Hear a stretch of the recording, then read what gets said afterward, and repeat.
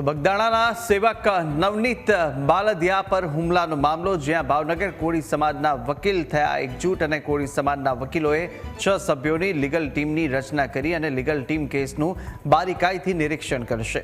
એસઆઈટીની તપાસ દરમિયાન ધ્યાનમાં દોરવા જેવા મુદ્દાની પણ રજૂઆત કરીશું તેવું લીગલ ટીમે જણાવ્યું છે.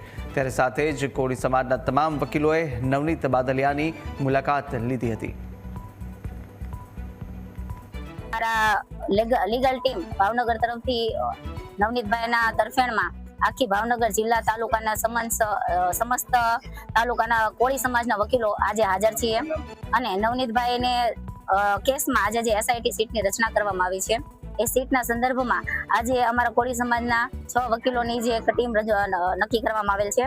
એ ટીમના સભ્ય તરીકે હું પણ આજે એસઆઈટી ટીમને અમે 6 જણા જ્યાં પણ એસઆઈટી ટીમની તપાસમાં જરૂર હશે ત્યાં અમે માર્ગદર્શન આપશું અને નવનીતભાઈને કેસમાં ક્યાંય પણ તપાસમાં કચાશ કે ઢીલાશ ન રહી જાય અને કોઈ પણ આરોપીઓ છૂટી ન જાય તે માટેના અમે પ્રયાસો કરશું.